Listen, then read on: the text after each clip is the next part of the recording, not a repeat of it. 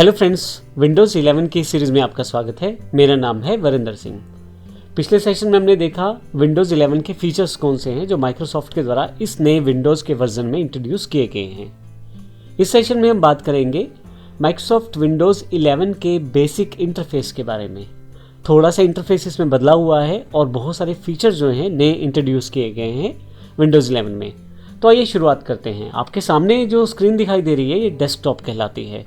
ये बिल्कुल वैसा ही डेस्कटॉप है जैसा पहले के विंडोज़ वर्जन में था, लेकिन कुछ नए फीचर्स के साथ।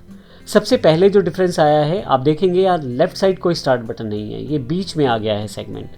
जितने भी इंपॉर्टेंट सॉफ्टवेयर आइकॉन्स हैं वो सारे आपको यहीं पे बीच में दिखाई दे रहे हैं। अगर आप ध्यान से देखें, पहला बटन जो आपका स्टार्ट बटन है, फिर आपके पास यहाँ पे सर्च का बटन है, उसके साथ ही आपके वर्चुअल डेस्कटॉप बटन है, उसके अलावा आपके विजेट्स का बटन है, चैट, माइक्रोसॉफ्ट स्टोर, फोल्डर और यहाँ से माइक्रोसॉफ्ट एज जो कि माइक्रोसॉफ्ट का नया ब्राउज़र है। तो आपके पास ये बीच में काफ़ी सारे बटन आपके पास यहाँ दिखाई देंगे। आने वाले सेशन में देखेंगे किस प्रकार से हम इन्हें हटा भी सकते हैं और लगा भी सकते हैं। इसी के साथ अगर आप पूरी की पूरी स्टार्ट बार देखें तो यहाँ राइट हैंड साइड पे भी आपके पास सिस्टम ट्रे आइकॉन्स जो रहते थे वो यहाँ पे दिखाए जा रहे हैं, वैसे ही जैसे पहले थे लेकिन कुछ नए फीचर्स के साथ। जब आप क्लिक करते हैं तो आप किसी भी आइकॉन पे क्लिक करें, देखें आपके पास कुछ बेसिक फीचर्स वहीं पे ऑप्शन अवेलेबल हो जाएंगे। उन्हीं ऑप्शन को आप वर्कआउट कर सकते हैं। इसके अलावा यहाँ से आप ऑप्शन को हटा और जोड़ भी सकते हैं। जैसे अगर आप देखें यहाँ पे मेरे पास ब्राइटनेस का बटन है, वॉल्यूम का बटन है, जबकि मैं क्लिक चाहे बैटरी वाले पे करूँ या चाहे मैं वाईफाई नेटवर्क के लिए करूँ। लास्ट में आपके पास डे टाइम दिया हुआ है। डे टाइम के साथ आपके पास यहाँ पे और भी ऑप्शंस हैं और ये हमारी स्टार्ट बार है। एक तरह से थोड़ी सी अलग स्टार्ट बार यहाँ पे दी गई है। इसके साथ ही अगर आप डेस्कटॉप पे देखें तो यहाँ पे दो आइकॉन पहले से हैं। एक रिसाइकिल बिन का है। रिसाइकिल बिन जब भी हम कोई फाइल डिलीट करते हैं या फोल्डर डिलीट करते हैं माइक्रोसॉफ्ट विंडोज़ 11 में तो वो यहाँ पे आ जाती है। ये एक डस्टबिन की तरह है, आपके ऑफिस पे पड़ा हुआ डस्टबिन।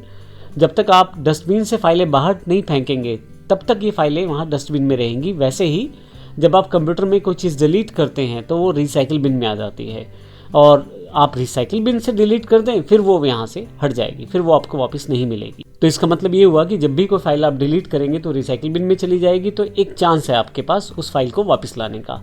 लेकिन अगर आप रिसाइकिल बिन से डिलीट कर देंगे फिर वो वापस नहीं आएगी। तो आप देखेंगे डेस्कटॉप पे अभी डिफ़ॉल्ट रूप से एक शॉर्टकट जैसा ये निशान है यहाँ पे छोटा सा तीर का, ये बताता है कि ये सॉफ्टवेयर का शॉर्टकट है और उसके अलावा रिसाइकिल बिन का यहाँ पे बटन यानी कि आइकॉन दिया गया है। और एक बिल्कुल नए रिफ्रेश्ड और वार्म कलर्स के साथ एक ब्राइटेंड सी इमेज भी यहाँ पे पीछे की तरफ विंडोज़ 11 की दी गई है। विंडोज़ 11 में काफ़ी सारी चीज़ें बदली हैं। जैसे कि अगर मैं यहाँ राइट क्लिक करता हूँ तो आपको कमांड कम नज़र आएंगी पहले से। जैसा कि पहले हम नॉर्मल विंडोज़ 10, 7 में क्लिक करते थे तो वहाँ कमांड्स बहुत ज़्यादा होती थी। हालांकि आप क्लिक करके यहाँ से और कमांड्स भी ओपन कर सकते हैं जैसे पुराने वाले सेगमेंट या विंडोज़ में रहती थी।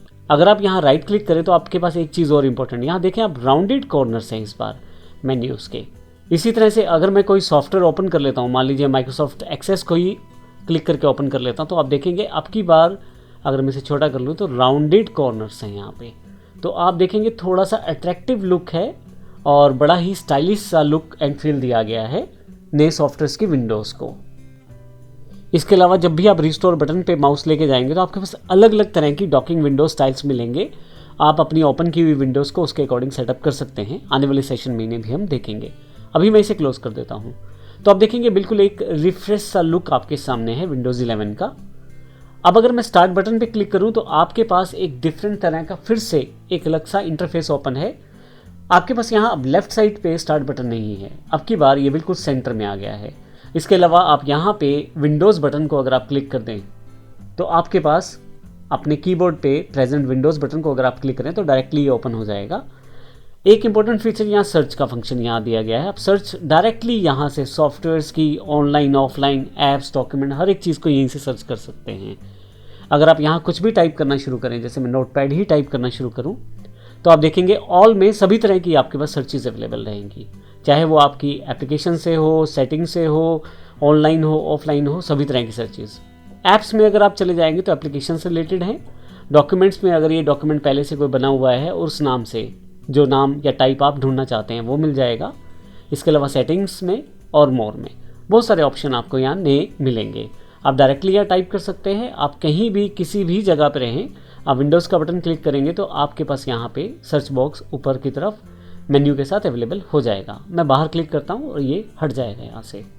तो अब की बार ये लुक एंड फील थोड़ा सा अलग है, नया है और रिफ्रेश है। अगर मैं इस पर मान लीजिए मैं अपने फाइल एक्सप्लोरर को ओपन करूँ यहाँ पे, तो आप देखेंगे इसको मैं हल्का सा मिनिमाइज़ कर लेता हूँ, यानी कि थोड़ा सा छोटा कर लेता हूँ साइज़ में। तो आप देखेंगे इसके राउंडेड कॉर्नर्स है, ये पहले से बेहतर लग रहे हैं, नया लुक एंड फील दे रहे हैं। इसके अलावा आप देखेंगे कि फे ऑप्शंस जो अभी आपको इंस्टेंटली शायद हो सकता है प्रयोग में ना हो, तो उसके लिए यहाँ पे उनको हटा दिया गया है, 3 डॉट्स के साथ सी मोर में डाल दिए गए हैं।